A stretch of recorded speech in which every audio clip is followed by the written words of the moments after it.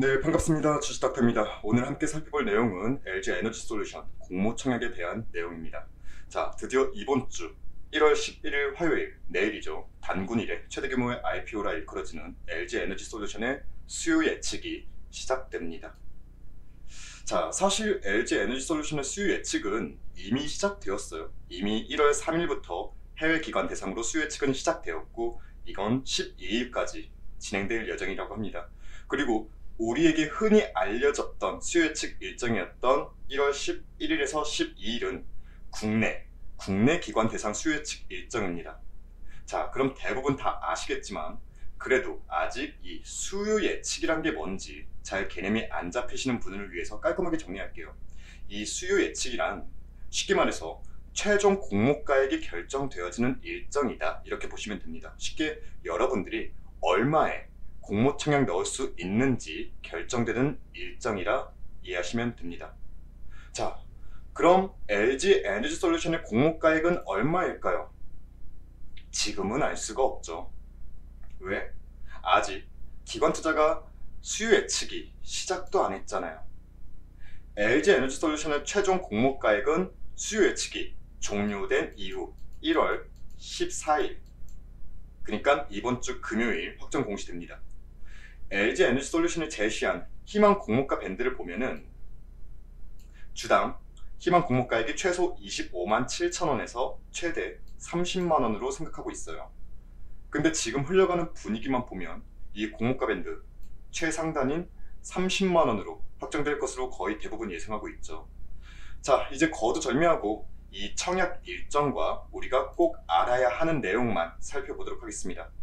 우선 국내 기관 투자가 수요 예측일은 1월 11일과 12일 양일간 진행이 되고 1월 14일 최종 공모가액이 나옵니다. 여러분들은 이 공모가액을 기다리시는 것이고 대부분 예상하듯이 30만 원으로 알고 계시는 게 마음 편하실 거예요.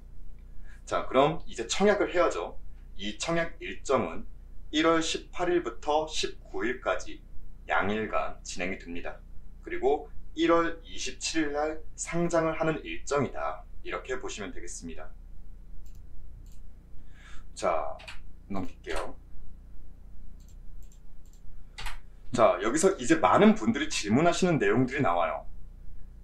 예를 들면 내가 유안타 증권 쓰고 있는데, 예를 들어서 유안타 증권 쓰고 있는데 거기다가 연락하면 되나요? 청약 넣으려면? 이런 질문들. 혹시나 공모 청약이 처음이신 분들은 꼭 숙지하세요. 여러분이 LG 에너지솔루션에 공모 청약 넣을 수 있는 증권사는 이렇게 정해져 있습니다. 그걸 주관사라고 하는데, 현재 LG 에너지솔루션을 청약할 수 있는 주관사는 적어볼까요? KB증권, 대신증권, 신한금융투자, 미래에셋증권, 하나금융투자, 하이투자증권, 신영증권, 이렇게 7개가 주관사입니다.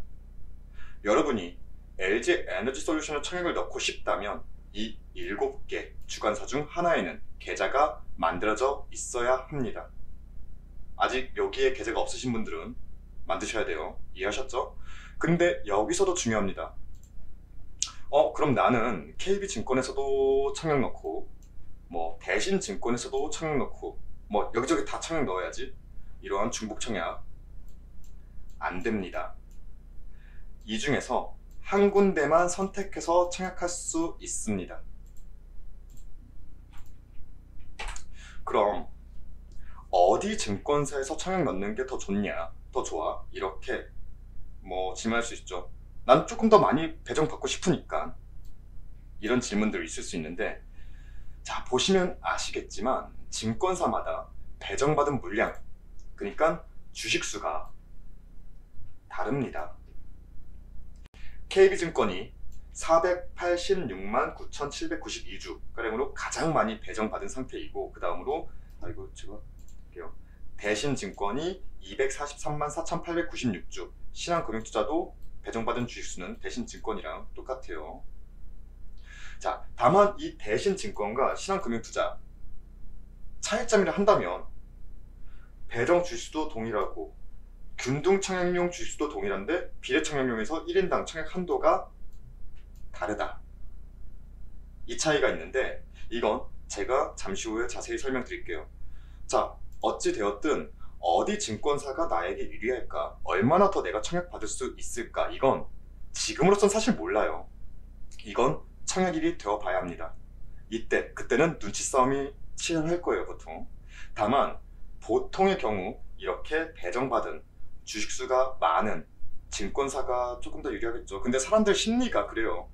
아, 여기 사람들 많이 몰릴 것 같은데, 뭐 이런저런 눈치 작전도 벌어지는 경우가 부지기수입니다. 보통 공모주 자주 하시는 분들은 증권사마다 계좌를 다 열어놔요. 그러니까 만들어놔요. 다 만들어 놓고 이제 청약이 당일 됐다. 그리고 막판쯤에 눈치 보는 거예요. 눈치 보시면서 여기 경쟁률이 낮다 하시면 그쪽으로, 이쪽 증권사 계좌 텄다, 여기다가 넣자. 이런 식으로 눈치 보기 작전도 많이 하시죠.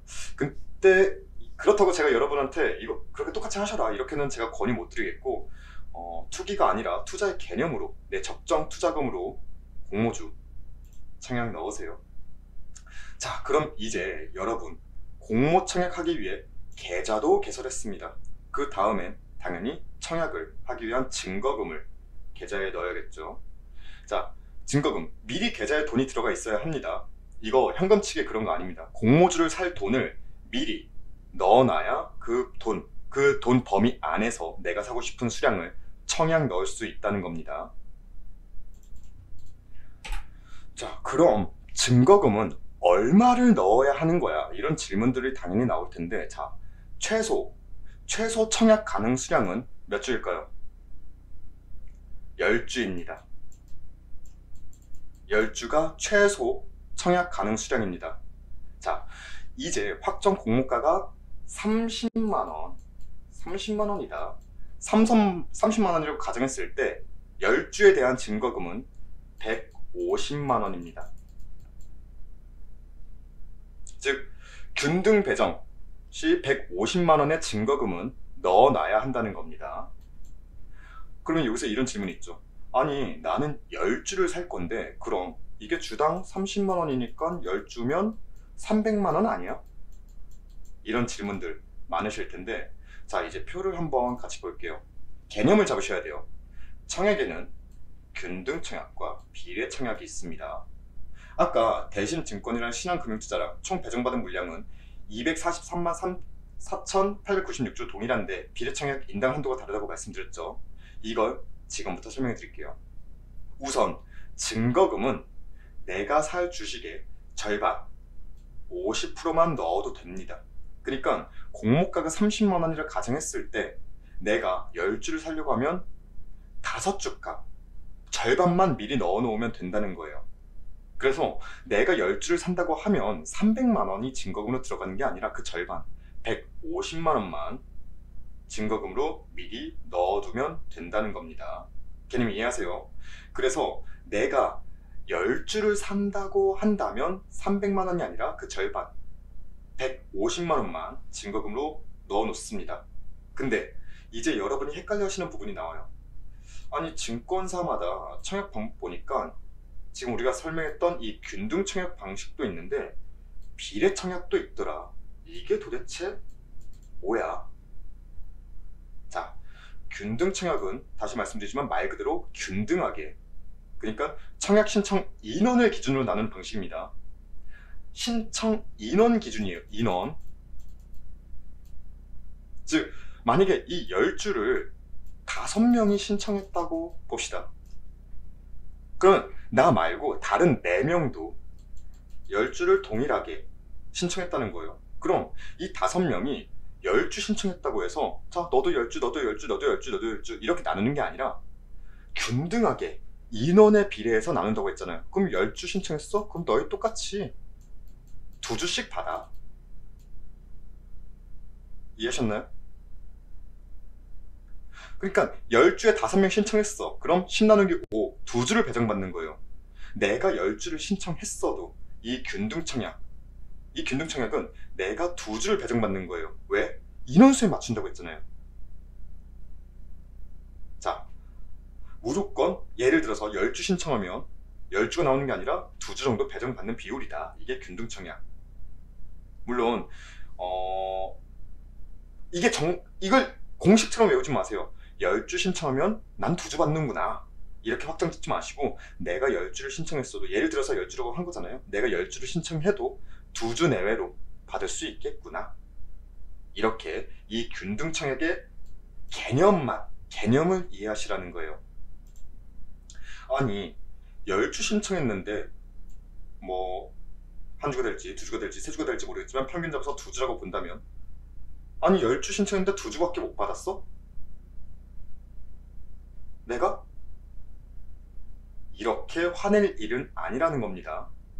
그리고 증거금 넣을 때도 수수료가 발생할 수 있으니까 한 150만 원 정도 증거금 넣는다면 수수료까지 생각해서 조금 여유있게 넣어두세요. 아셨죠? 그리고 비례청약, 이건 뭐야?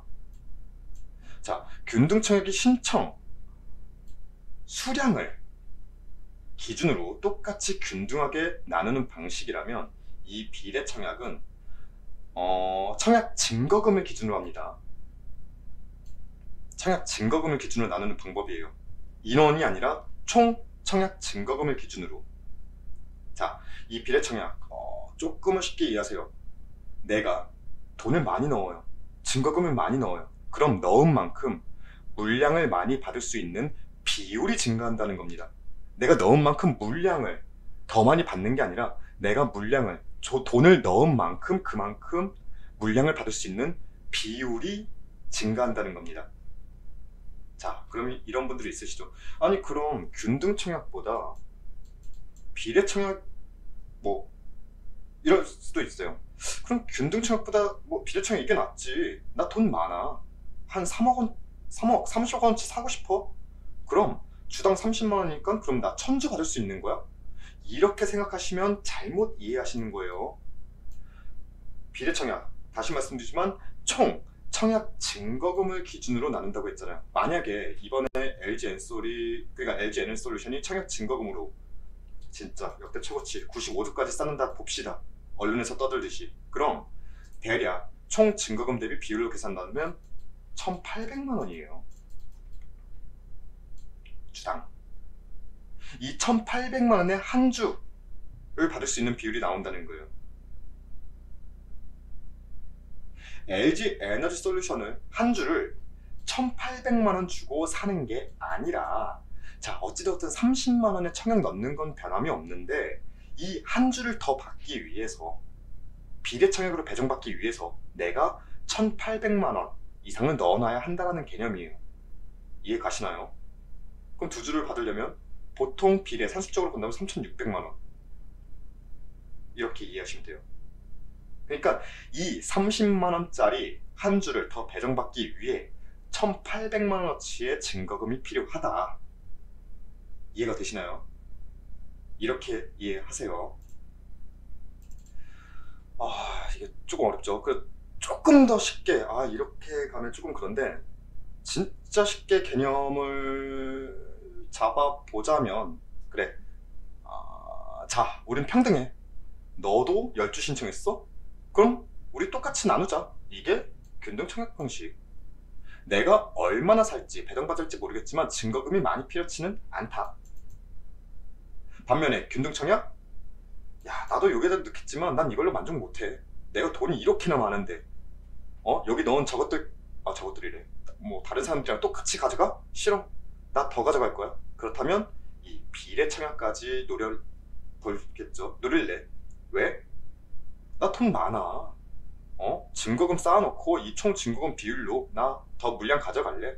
돈 없으면 균등청약만 해, 너네는. 뭐 이런 개념으로 이해하시면 조금 더 이해하기 쉽지 않을까 싶네요. 이게 비유가 적절한가 모르겠네요. 어찌되었든, 즉 돈이 많으면 비례청약까지 노리실 거고, 그게 아니고 적당히 청약받고자 한다면 균등청약으로도 저는 충분하다 봅니다. 제가 돈이 많이 없어서 그런가 싶기도 하고, 여튼 개념은 이렇게 잡았습니다.